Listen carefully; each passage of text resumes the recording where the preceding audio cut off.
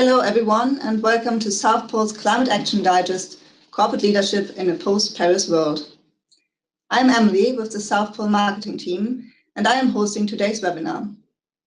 I would like to thank everyone for making the time to join us today.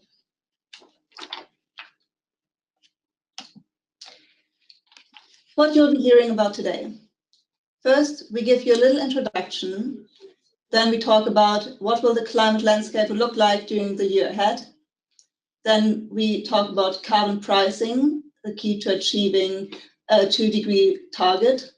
Then we talk about climate risk enters the mainstream, and then we'll have a little Q&A.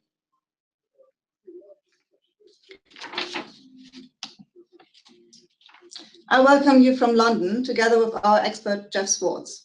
Our other expert, Charles Henderson, is calling in from Scotland.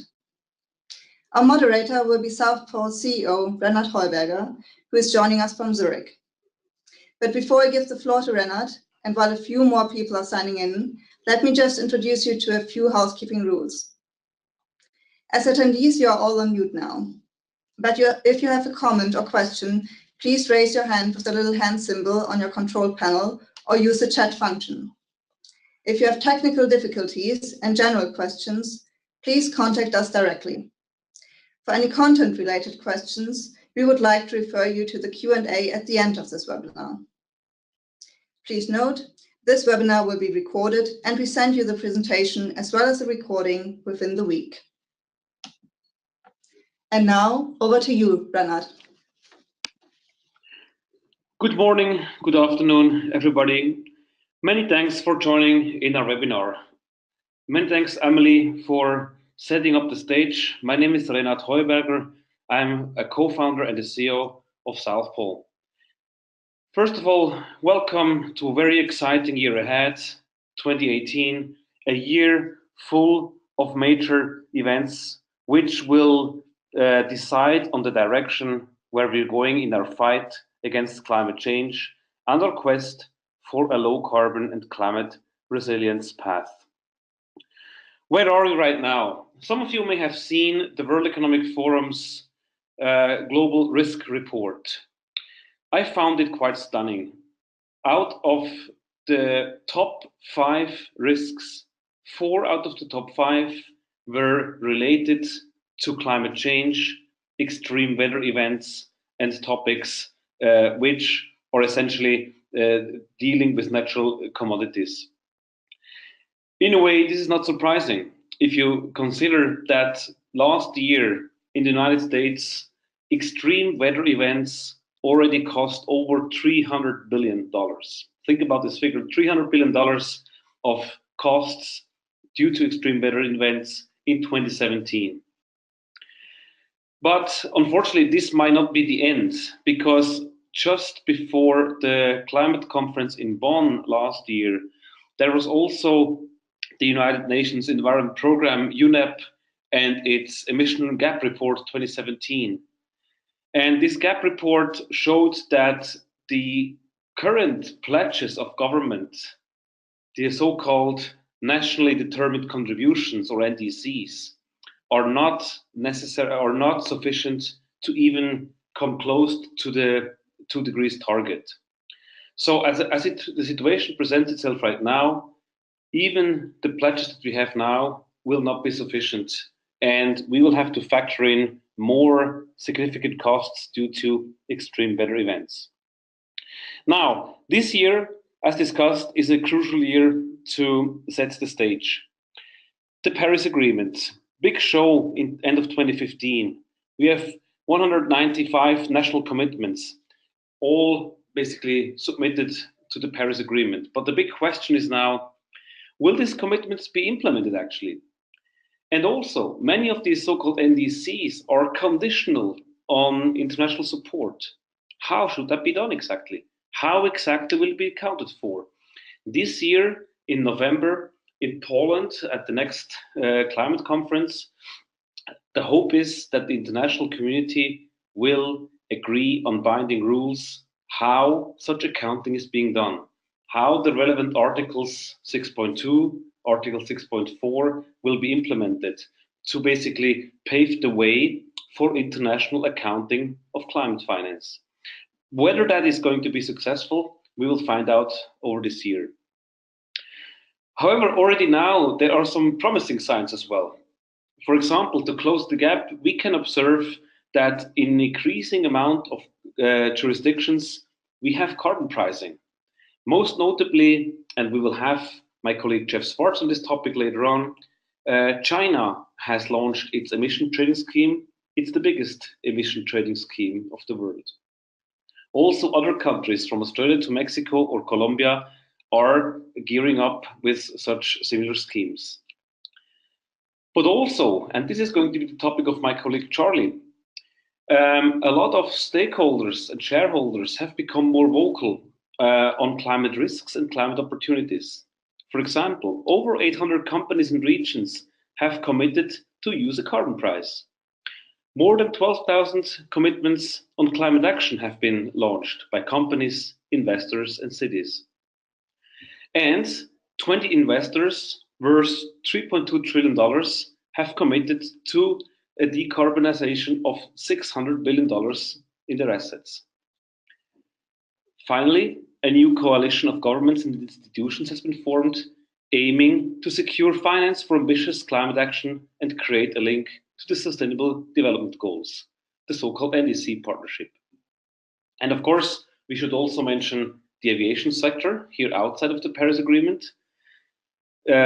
is planning to launch a new scheme called CORSIA under the International Civil Aviation Organization, ICAO. It has been approved, but also here the rules are not 100% clear yet and will hopefully be decided this year. So we are asking ourselves, these positive signals, is that enough? The answer is no, of course not. But we have at least some positive signs at the beginning of this year that this big challenge of climate change can be tackled. It's going to be an interesting year, and with this, I would like to hand over the floor to my colleague Jeff Swartz, who will first talk to us about the developments on the carbon markets. Jeff, please. Well, thank you very much, Renat, and good afternoon and good morning to all of you that have joined us today. So I'm going to be talking to you about some key trends that we've observed on carbon pricing, coming from recent years, looking at this year in particular, and trying to figure out where we're going when it comes to this ever important topic of carbon pricing. So a few of the themes that I'll be raising today are shown on this slide. I'll talk to you about some of the new carbon pricing systems that have recently launched or are about to launch. I'll mention and highlight CORSIA, which Renat just mentioned.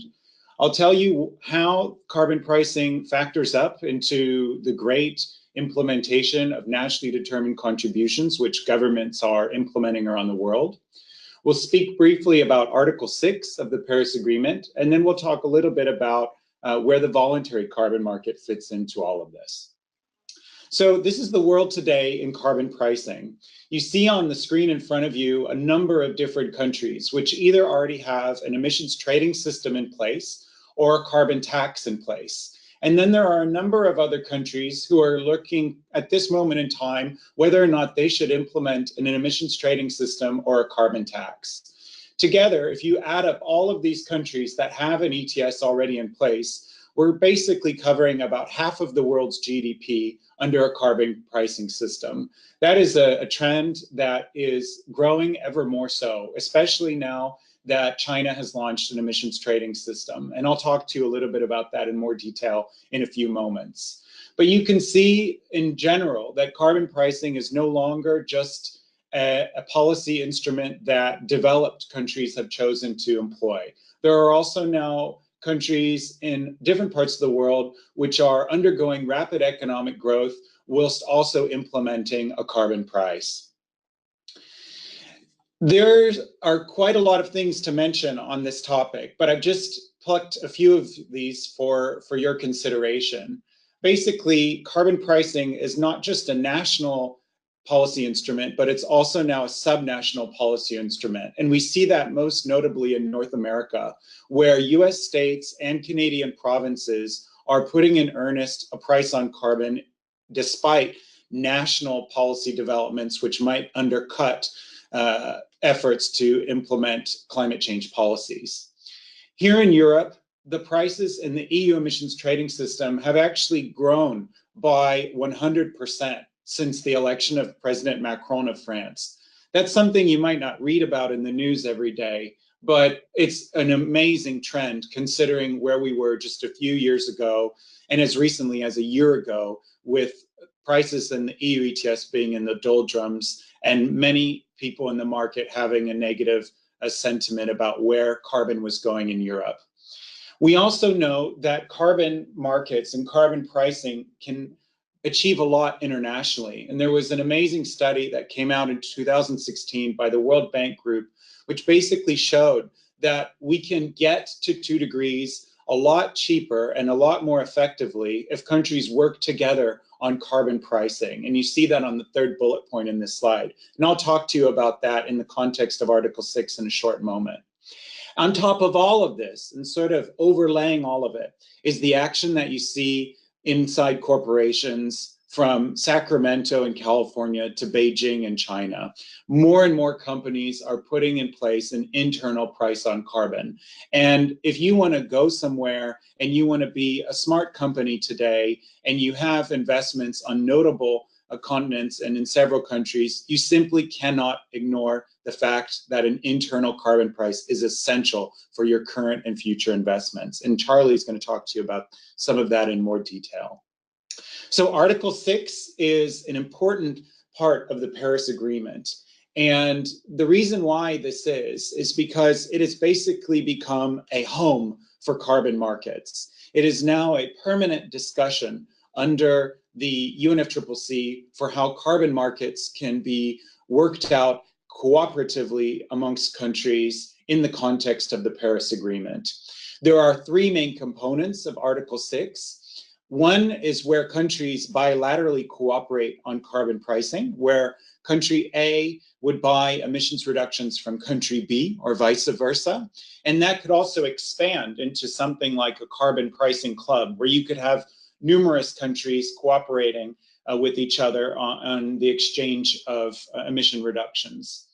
Then you have a new market mechanism to basically replace the clean development mechanism and joint implementation of the Kyoto Protocol. And then there's a 3rd component of Article 6, which is on non-market-based approaches. All of these issues are currently being discussed under the live negotiations for Article 6 under the UNFCCC. And we're hoping that we'll see the rulebook for Article 6 emerge at the end of the year at COP24 in Poland.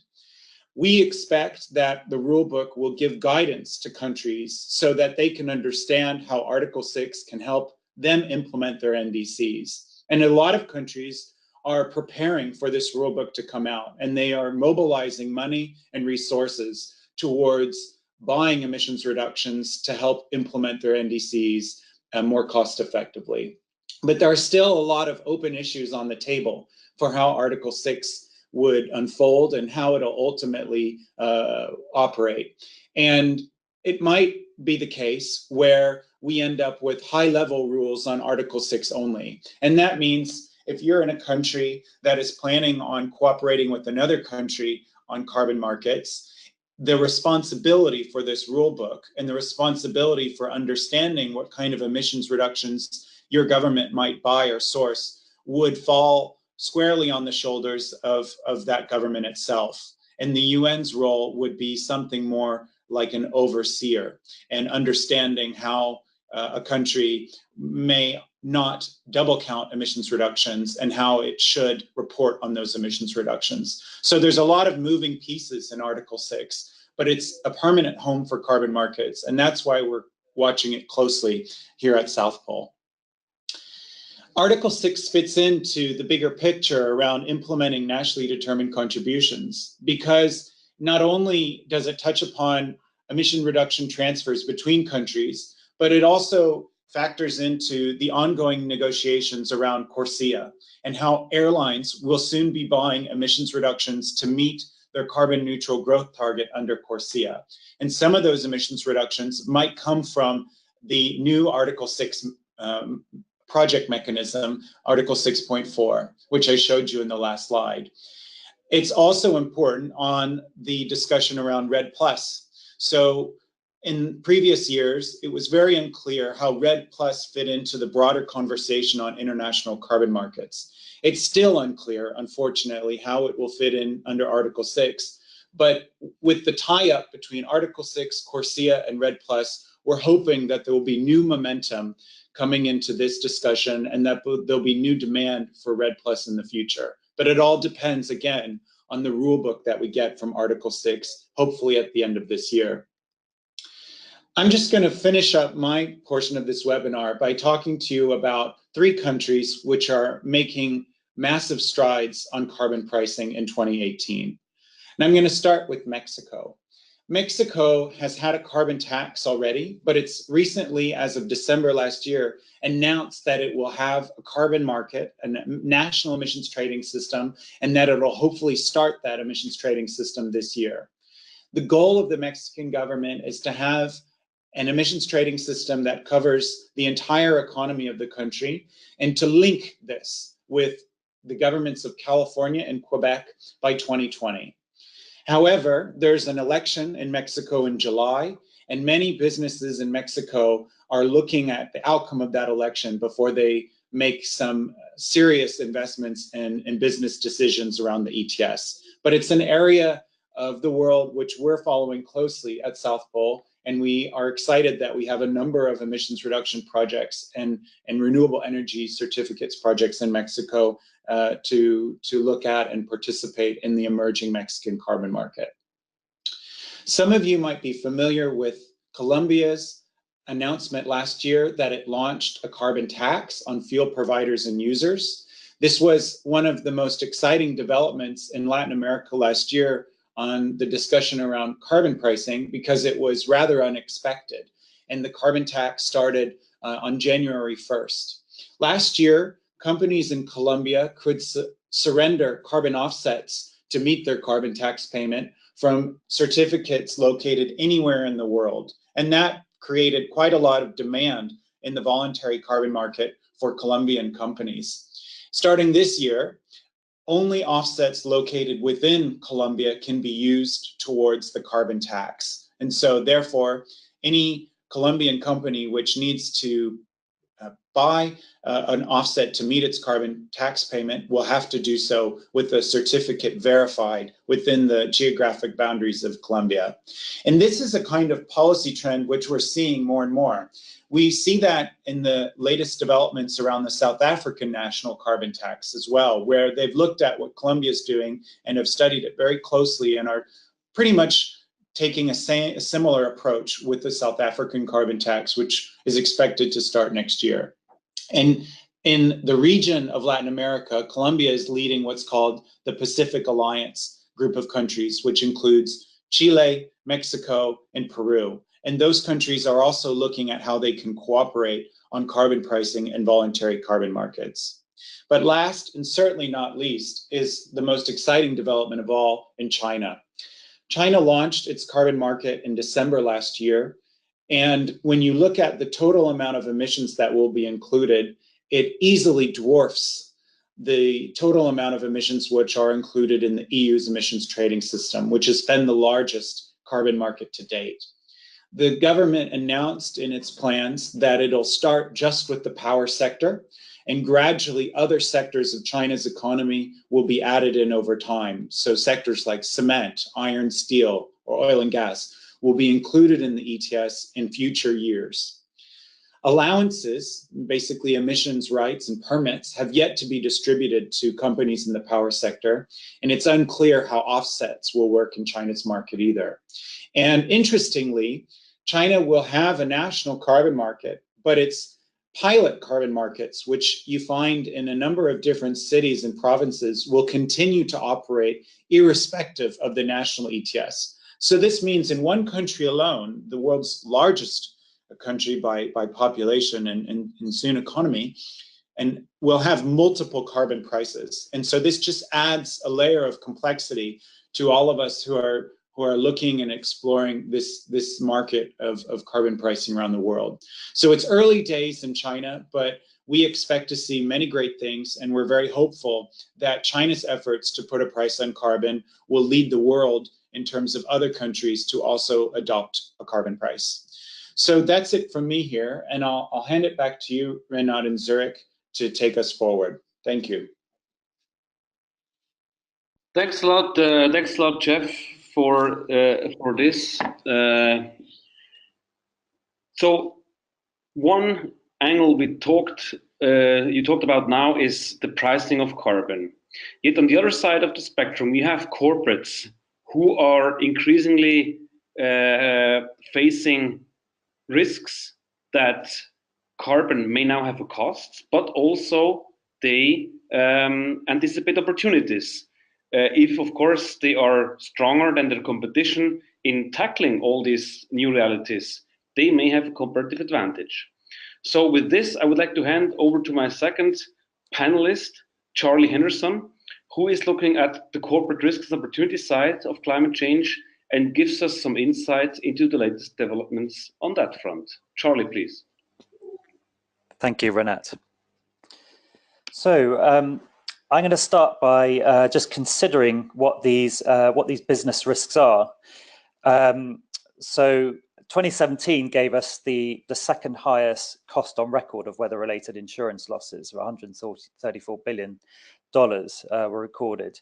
Some of these examples may be familiar to you through the media. You've got hurricanes making landfall in the US. You've got collapse of coffee crops in South America and increases in sort of the push of migration driven by climate change up to Europe. And so hence that, the signs of climate change are increasingly apparent to the general public. All of this is adding to the momentum and expectation on government and an appetite for stronger policy signals. And on a positive note, despite all this doom and gloom, this is creating a virtuous circle of action to disclosure to investment. We've also got a series of energy transitions that are happening, and these are highly unpredictable. Technology changes are not linear; they're subject to these tipping points, and there are parallels, of course, to ecological change there. Disruptive technology shifts are really sort of coming thick and fast now. Market momentum's driving renewables to the point of parity in many sectors. There's been unforeseen incidents such as the Japanese tsunami, which has sort of pushed a switch off of nuclear there. And then we have scandals such as VW's Dieselgate, which have accelerated the change. And, with losses to VW of over 25 billion, this has been one of the main drivers behind its strategic shift towards electric vehicles. We've also got public awareness contributing to the scale and sort of speed of change. And then you've got the businesses, sort of the herd instinct within businesses, such as switching to RE100, and that's sort of pushing change from another direction.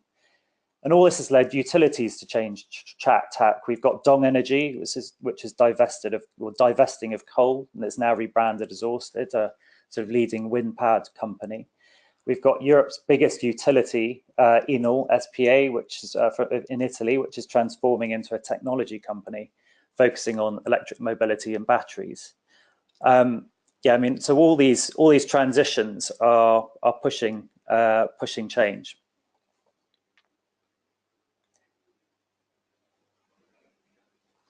Can I have the next slide, please?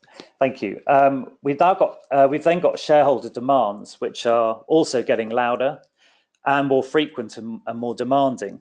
There's been a real step change created by legal proceedings brought by two Commonwealth Bank shareholders in 2017.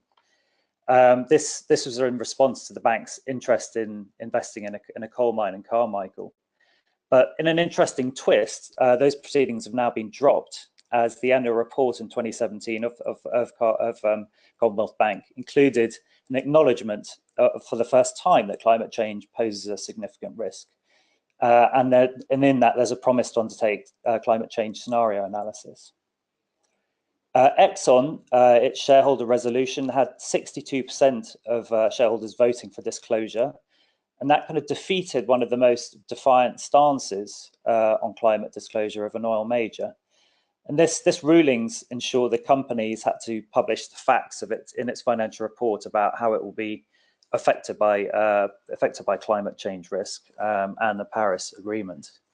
And this is being heard in the boardroom. In PwC's 2018 annual CEO survey, climate risk is now, for the first time, one of the top 10 issues on the CEO's agenda.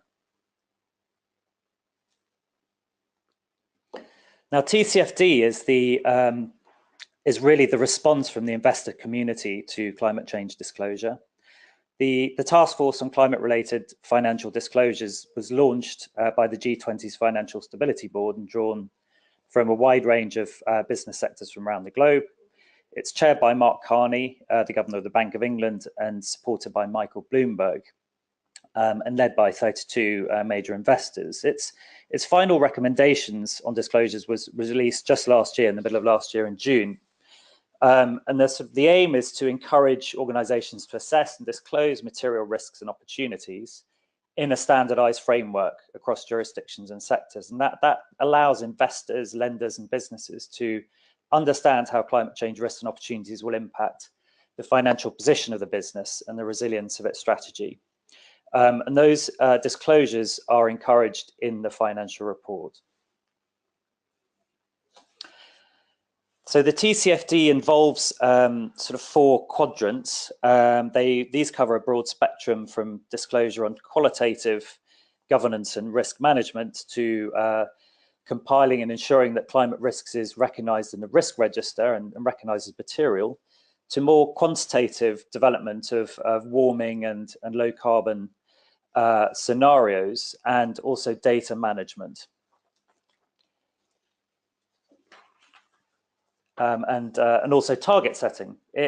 What it does is it distinguishes specifically between physical risks of warming, such as acute risks like extreme weather, and also chronic risks like water depletion and ecological shifts. And then the transition risks of a decarbonized economy, such as carbon pricing that Jeff was explaining, market changes, obsolescence of technologies, and also reputational damage. So towards the end of last year, we had a dramatic increase in inquiries from our clients around TCFD. And we were really interested in how ready they were, how prepared. So we undertook a survey in November of last year of corporate preparedness TCFD. And the results were really revealing. And in fact, we've got a white paper, which we'll be sharing the link with you as a follow-up to this call. And what we found is on TCFD, there's a wide gap between intention and action. Most businesses recognize there's a first mover advantage and what a better understanding of risk will give them. But they're struggling to respond to the needs of TCFD, in particular around scenario development. They believe there are competitive advantages to be gained, such as satisfying key investor needs for information ahead of time, to assess the risks in their portfolios and to prevent losses. But there's also a growing sort of urgency to estimate and prepare for climate change risks anyway within corporates. And many of them are using TCFD as a framework to help them address this. And they're using it as a discipline to respond to the strategy elements of TCFD, particularly scenario developments, which will then help them to sort of bake in a climate resilient strategy and accelerate the understanding of risks and opportunities internally, and hence remain competitive and resilient relative to their competitors.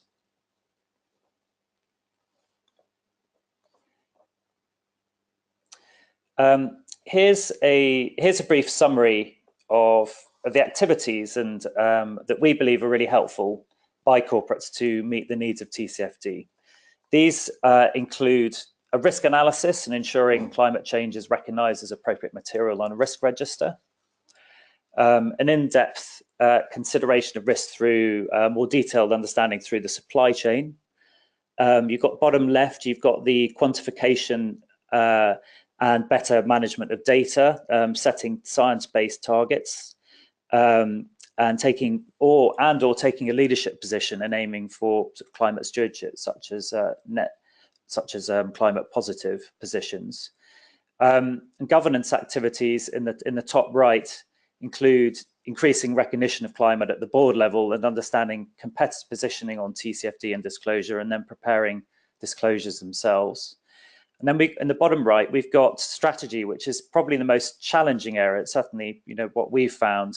And that involves future forward planning, sort of future proofing the business through scenario development to frame a range of warming futures, 2 degrees, 3 degrees, etc. And also what decarbonisation pathways will entail, and assessing the impacts on business and ultimately putting a cost on those impacts. And a good mitigation strategy will include a renewed emphasis on reduction at source, through energy efficiency, and commitment to 100% renewables and offsetting the remainder. A risk assessment, so sort of jumping in and looking specifically at scenario development and risk assessment.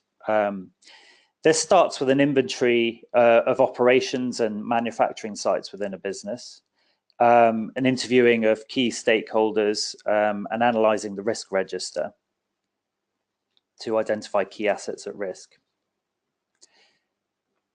So different warming scenarios are then selected and overlaid on these assets from the latest, by considering the latest scientific literature. And through those, you look at chronic and acute, those physical risks that I mentioned, including extreme heat and water shortages and flooding. And our in-house climate modelling team, we use the major IPCC data sets like CMI5 and Cordex. So the risks to assets are assessed against these scenarios, and these identify chronic and acute physical risks, and then you can rank potential financial implications. And these impacts are then translated into probabilities and value at risk, such as the ones you can see now. So then the question arises of how you can assess transition risk. Now recall Jeff's map of carbon pricing and markets. We can use this information to create informed scenarios of likely impacts for operations and manufacturing supply chains of major corporates. And you can overlay GHG emission data through, for example, operations, manufacturing and life cycle to identify where these potential risks are going to be, or are already and will be in the future, from carbon pricing and carbon markets, and what those financial implications can be. And also you can flip this round to look at opportunities. You can use the same information to identify the most sustainable products and supply chains and operations in carbon terms. Those would be the ones with the least market constraint. So in a nutshell, here's a sort of hypothetical journey a corporate might go on. It's one we've led a number of clients. And this is one that we'd encourage businesses to follow for TCFD. It starts with a gap analysis of practice within the business, and a better understanding of climate and transition risks. Then it moves on to competitor analysis and considering the extent of disclosures that are appropriate. Then phase 2 might involve a strengthening of metrics and targets, plugging data gaps, developing scenarios, and a supply chain analysis. And then more strategy development based on what those scenarios tell you. And then phase 3 is around disclosure and an improvement in governance procedures.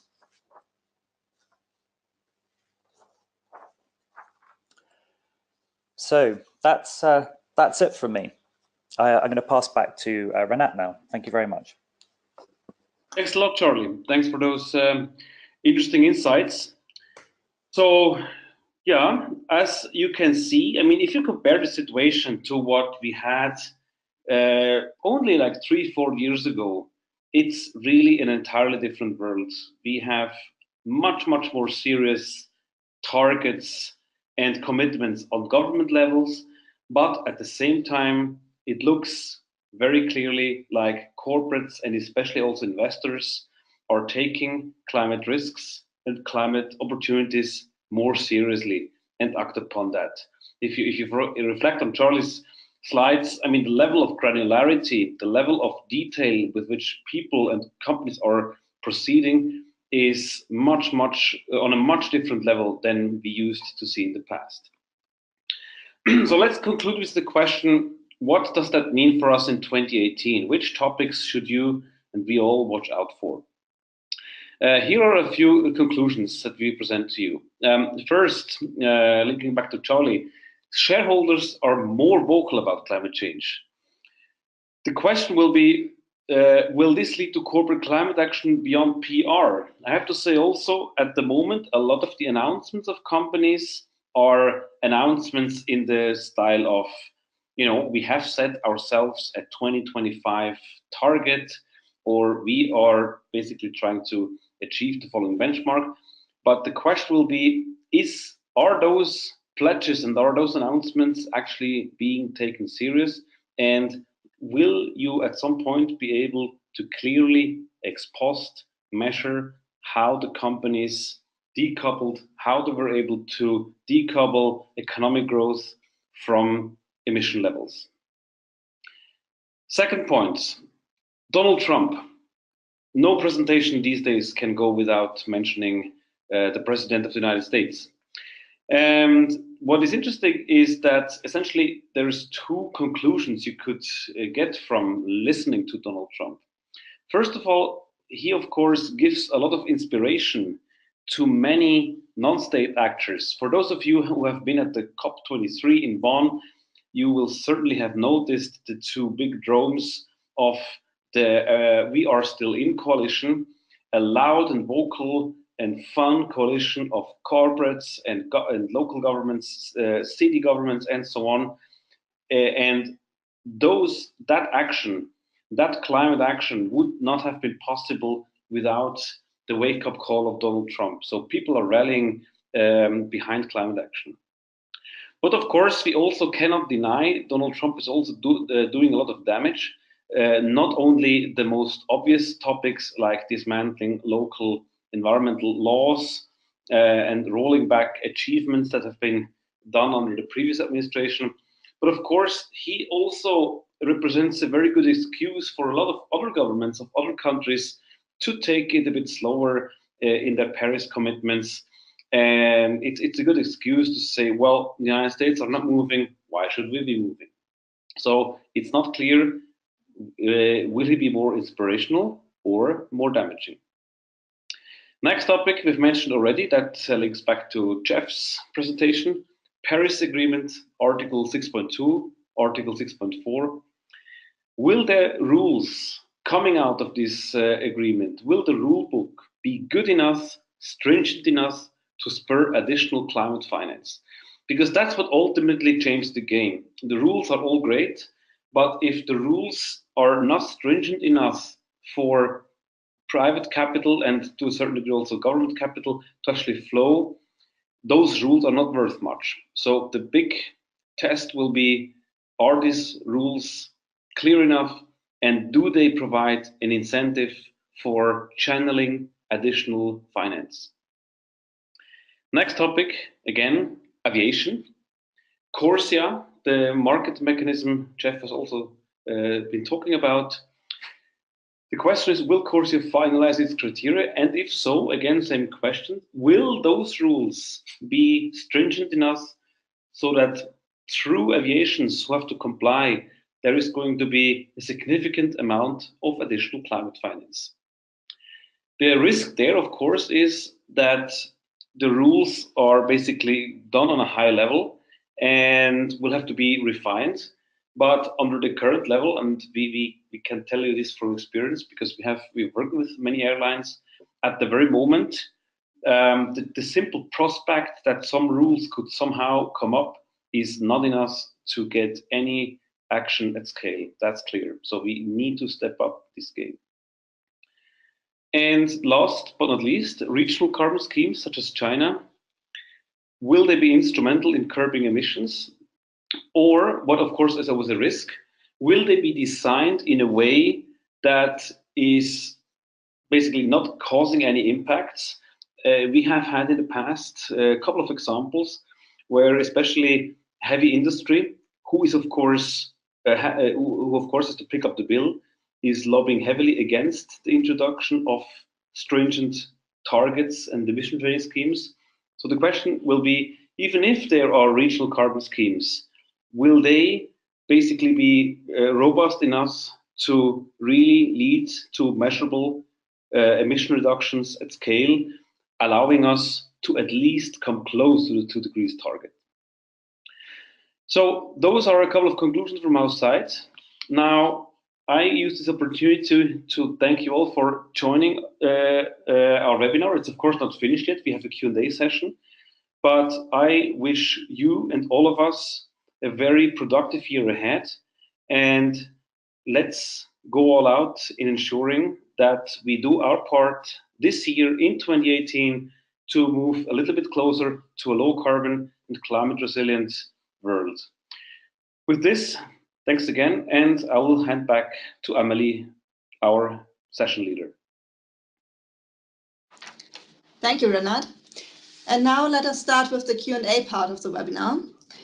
Please send us your questions through the chat function. You should have the little chat box in front of your screen in the control panel. Please feel free to just write any questions you might have. Also, comments are, of course, very welcome. And let us know. Okay, I can look at the question box right now. I see that our attendees are fairly attentive, so probably thinking about the best questions to pose right now. And while you're still doing so, and again, please feel free to just write your questions in the chat box. I would like to start by asking Jeff, who is sitting right beside me, a question. Jeff, what would you say, what will the future hold for the voluntary carbon market? Thanks, Emily. That's a tough question, actually.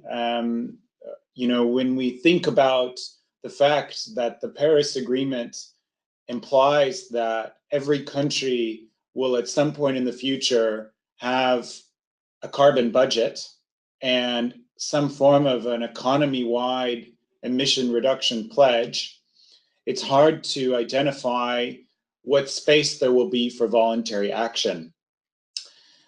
Despite all of that, we know the importance that voluntary action brings to the table, and we know that voluntary action can also help catalyze and ignite ambition under the NDCs. So I would like many people to consider the fact that the NDCs themselves do not prohibit voluntary action and voluntary carbon markets from ceasing to exist in the future. The challenge is more about where are the voluntary markets going when governments begin to implement their NDCs, and how can private sector actors help contribute activities towards the implementation of those NDCs. There's a terrific paper out that's been put forward by the Industry Association of Voluntary Carbon Market Companies, ICROA, the International Carbon Reduction Offset Alliance. And this paper looks at what some of those options in the voluntary carbon might be. One of those options is that while NDCs are developing, voluntary carbon markets also develop. So there'll always be a space for voluntary carbon markets alongside NDCs, so outside the scope of an NDC target. Another option might be that countries simply, that private sector companies simply help finance activities under NDCs. So in the future, as a company, instead of buying carbon offsets, you might simply try and contribute directly to the financing of NDCs. And then a third option is buying emissions reductions that are also used by governments to meet their NDC targets. These are all things that are being explored at the moment, and it's quite far off into the future.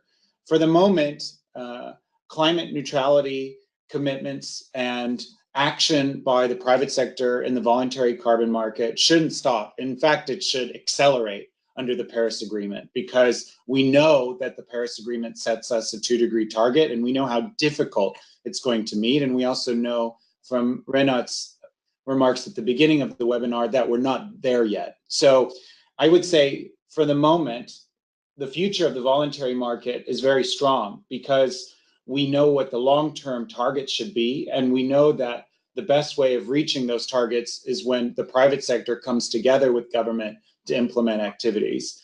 But I'd also add to watch this space and consult with us, because there may be new opportunities to have voluntary action within the scope of the Paris Agreement itself. Thank you very much, Jeff.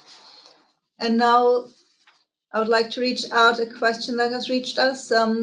Understanding the current scenario, how relevant do you find science-based science metrics which are able to indicate the compatibility of business and portfolios with the 2-degree target? Do you find this is a nice effort at the moment, but nothing that will be compulsory in the near future? I guess that one's directed at me. I was going to say, Charlie, I think that sounds like you. Yes, we wholly endorse science-based targets. I mean, put simply, they're a very nice mechanism to give you a sense of where you should be aiming. Of course, we'd encourage businesses to head beyond them to, towards a climate stewardship position. And we very much think that's going to be a growing trend over the coming years. But what science-based targets allow you to do is effectively to hedge your carbon risk based on the best, scientific evidence and, what global commitments add up to or should aim add up to.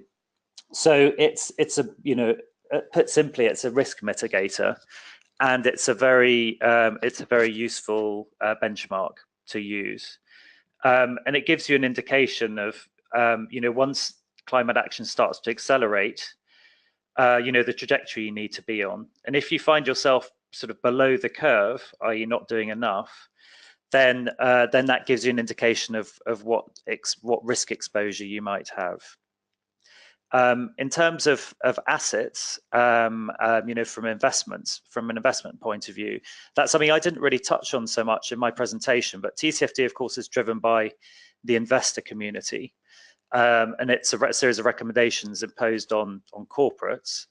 But the investor community, of course, has its own disclosures to make based on their own assets and portfolios. So science-based targets are of growing interest also to the investment community, yes.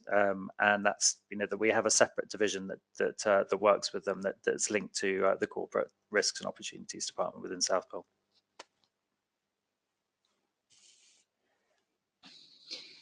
Thank you, Charlie. Also, our asker has expressed their thank you to you for this very good answer. And now here's a question to Renat, actually. How would you define corporate leadership to look like in the post-Paris world? Thanks, Amelie. Corporate leadership, very, very interesting question, and I think it kind of relates to both questions we had before, both on the voluntary market and on the question of science-based target. Because frankly, let's look at the situation. At the moment, it's a little bit of a jungle. There's so many coalitions out there. Paris Agreement comes with 195 pledges. There is Sustainable Development Goals, 17 of them, many sub-criteria. It can be very confusing for a corporate to even understand what is actually important and what not. And exactly this is the problem. If we want to tackle this problem at scale, and if we really want to see transformational change, we absolutely must start understanding what is actually needed, what is material, what is not important, and what is good enough. So that's unfortunately the quite tough challenge that poses itself to a corporate which takes the topic serious. And as we have seen in the presentation, there is ample reason for taking this topic very serious. So if corporate leadership, in my view, means that you are doing a proper assessment on materiality in your company, and that's where the science-based targets come in. It's sometimes very difficult to find out, how good is good enough. And the science-based targets give you an indication on that. So one recommendation would be put yourself a benchmark, compare yourself with your peers, and ensure that you are at least not a laggard, if not a leader, on understanding climate risks and capturing opportunities. The same holds for this question before around voluntary markets. Now, as a company, should you continue to offset your emissions, and if so, where exactly? And there it's very important to understand that these 195 pledges we have of the different countries, they're very, very diverse, they're very different. Some of them very strong, some of them extremely weak, and we don't know which governments are actually serious in implementing them. So this is absolutely not the right time to just relax and think, well, as a corporate leader, I have to do nothing at all because now we have Paris and everything is just falling into place. That's not the case. We have to observe very carefully which action is happening in what country. And as a corporate leader, you may want to select those activities which are most influential, for example, by igniting and inspiring a government to get more real with a target, and of course to partner with governments to ensure that both the public and the private sector go hand in hand in bringing transformational change to the relevant jurisdiction. So long story short, as a corporate leader, you are now very careful and you're choosing those actions which really make your company being on the target, on a science-based target.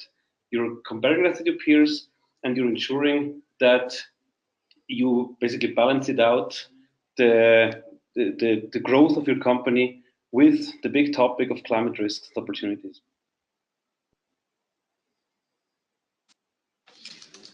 Thank you very much, Renat. And now we are quickly running out of time, but I would like to take up one more question for Charlie. In the current situation and outlook, has the insurance sector more to lose, as, for instance, liquidated damages, or to gain, for instance, raised to be covered demand insuring prices? And can the sector positively contribute to climate change mitigations? How? Thank you. That's a great question. My thoughts on this are, in fact, that the insurance sector, it does have a big role to play, certainly in terms of awareness raising, and arguably it hasn't done enough of that in the past. Whether or not it stands to lose in terms of the damages that it covers, or gain in terms of perhaps raising premiums and the race to raise those premiums and insurance prices. My feeling is that in fact it will be kind of neither, and because in theory we have a liquid market and and a highly competitive market within the insurance industry, I suspect those two things will balance out. But what insurance companies will certainly do is develop stronger models. We know that they're doing that already, and they're one of the major buyers of insurance of climate services, i.e. climate scenario development services. So I suspect their models will get better, their forecasts will get more accurate, and those are the businesses within the insurance sector that will remain the most competitive.